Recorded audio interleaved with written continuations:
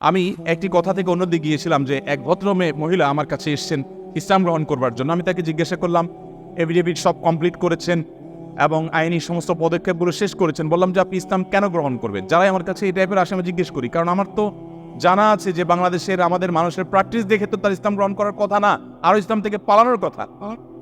কেন গ্রহণ করেছেন?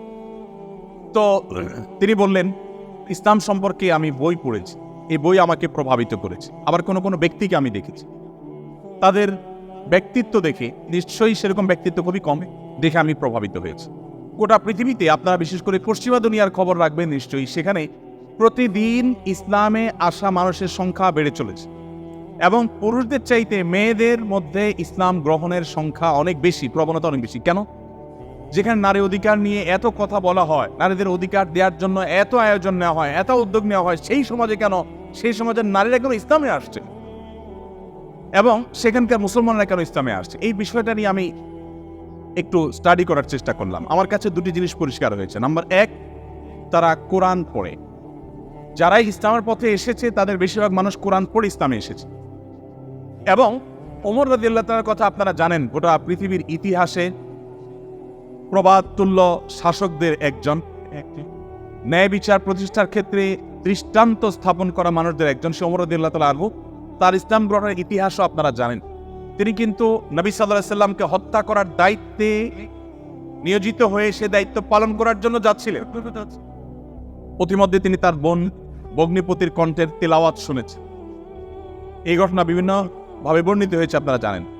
সেই তেলাওয়াত তাকে এতটা প্রভাবিত করেছে যে তিনি হত্যার পরিবর্তে বরং মুহাম্মদ সাল্লাল্লাহু আলাইহি সাল্লামের কাছে হাত দিয়ে তার হাতে ইসলাম গ্রহণ করেছেন। তার মানে কোরআন সামান্য একটু শোনার পর তার ভিতরে এরকম প্রভাব পড়েছে।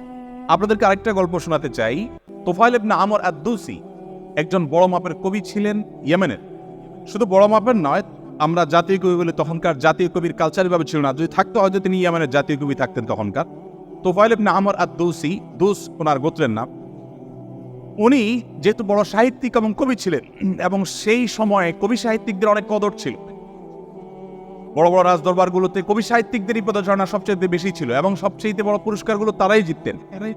প্রশংসা করে রাজাদেরকে বিভিন্ন কবিতা, বিভিন্ন পংক্তি, বিভিন্ন লেখা এগুলো উপহার দিলেই পুরস্কার পেতেন। তো তোফাইল ইবনে আমর আদ-দৌসি যেহেতু সাহিত্যিক ছিলেন, ভিআইপি ছিলেন, তিনি মক্কা উমরা করতে এসেছেন। মুহাম্মদ সাল্লাল্লাহু আলাইহি সাল্লাম তখন গোপনে ইসলাম এর দাওয়াত দিচ্ছেন। মক্কায় আসার পর তার বন্ধু বান্ধব যারা মক্কায় ছিলেন কবি সাহিত্যিক, তারা বললেন, দেখো আমাদের এখানে তো একটা লোক, তার কথা শুনলেই মানুষ তার জাদুতে আক্রান্ত হয়ে যায়, বাপদার ধর্ম ছেড়ে দেয়।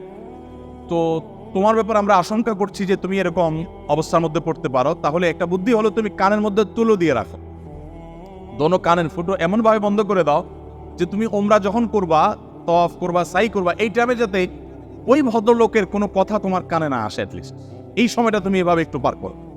তিনি তাদের পরামর্শ অনুযায়ী দোনো কান বন্ধ করে ফেললেন এবং তিনি ওইভাবে কিন্তু ওমরার কাজ শেষ করলেন।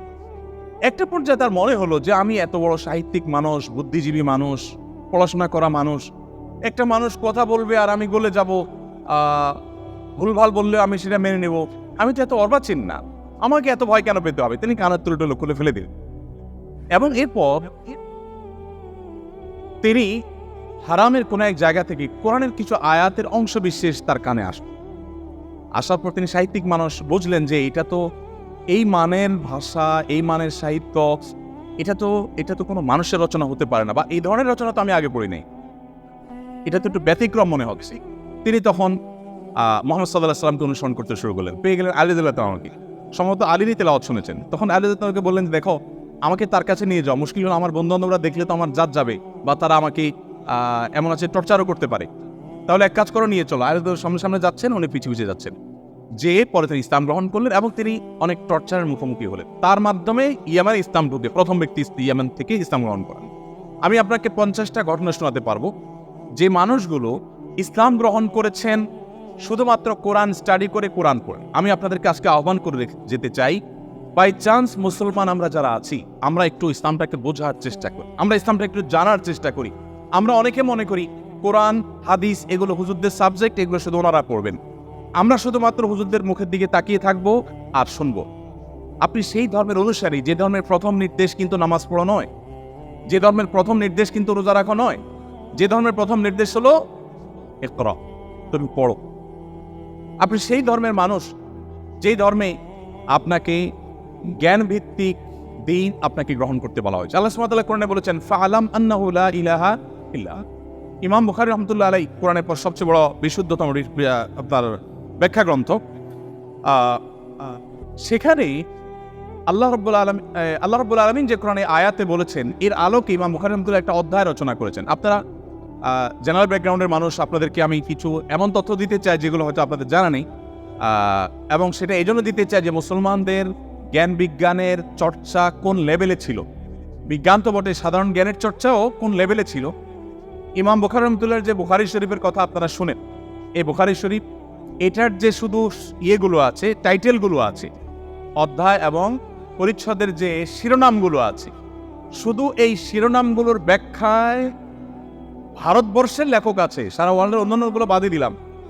শাইখুল হাদিস জাকারিয়া রাহমাতুল্লাহ আলাইহি ভারতের সাহারানপুরের উত্তরপ্রদেশের, তার লেখা আত-তারাজম ওয়াল আবওয়াব আছে। আপনার এই টেবিলের এই মাথা থেকে মাথা পর্যন্ত হয়ে যাবে সবগুলো ভলিউম রাখলে। এতগুলো ভলিউম ভর্তি কিসে? শুধুমাত্র সহিহ বুখারীর শুধুমাত্র যে টাইটেল বা শিরোনাম আছে তার ব্যাখ্যা। এবং এগুলো এতটা একাডেমিক এবং এতটাই আপনার ডিপ নলেজের বিষয় এবং এলমি বিষয়, একাডেমিক বিষয়, যে আপনি যদি এখানে প্রবেশ করেন তাহলে আপনি এটার ভেতরে শুধু ঢুকতেই থাকবেন এবং সামনে আগাতে থাকবেন। এটা আমাদের ঐতিহ্য। যাই হোক, তো ইমাম বুখারী রাহমাতুল্লাহ আলাইহি একটা অধ্যায়ের শিরোনাম ছিল এরকম যে তিনি লিখেছেন বাবুল কাউলি বিল ইলমি, বাবুল ইলমি ক্বাবলাল কাউলি ওয়াল আমালি বি। অর্থাৎ সে অধ্যায় এখানে রচনা করা হচ্ছে যে অধ্যায়ে প্রমাণ করা হবে ইসলাম কোনো কথা বলবার আগে, কোনো কাজ করবার আগে মানুষকে সেটা জানার নির্দেশ করে। অর্থাৎ আগে জ্ঞান অর্জন করো, তারপরে তুমি করো।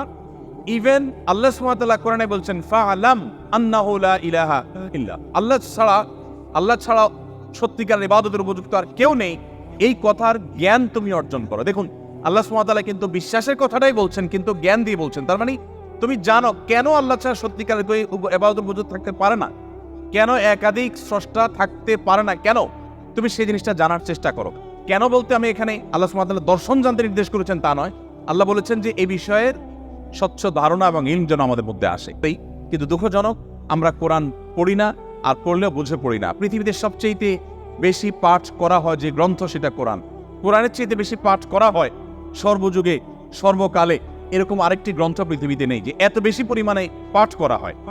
আর দুঃখজনক সত্য এটাও যে পৃথিবীতে না বুঝে পাঠ করার ক্ষেত্রে কোরআনের চাইতে আর বিকল্প বা আরেকটা গ্রন্থ আপনি খুঁজে পাবেন না। কোরআনই একমাত্র গ্রন্থ যে আমরা মুসলমানরা সেটাকে না বুঝেই শুধুমাত্র পড়ি। হ্যাঁ, কোরআন না বুঝে পড়লেও আপনি সওয়াব পাবেন, এটা একটা কাজ হবে। না বুঝে পড়লে কি লাভ হবে আমরা অনেকে বলি। আজকাল আপনারা জানেন অনেক টেকনোলজি আবিষ্কার হয়েছে, আপনারা টেকনোলজির লোক, যে একটা সিম্পল জিনিস আমাদের সবার হাতে হাতে আছে, স্মার্টফোন। আমরা যদি বলি হাই শ্রী কল অমুক, সাথে সাথে কিন্তু আপনার কোনো টিপাটিপি চাই সে অমুকে কল করবে, মোবাইল করবে না ডিভাইস। এখন তো আপনার আপনি কোনো রুমে বসে বলছেন যে গরম লাগছে, এসিটা অন হয়ে যাবে। আপনি জাস্ট বললেন, নির্দিষ্ট শব্দ উচ্চারণ করলেন যে আপনার কাছে গরম লাগছে, এসিটা অন হয়ে যাবে। আপনি বললেন যে না এখন শীত লাগছে, তো এসিটা কমে যাবে, বন্ধ হয়ে যাবে।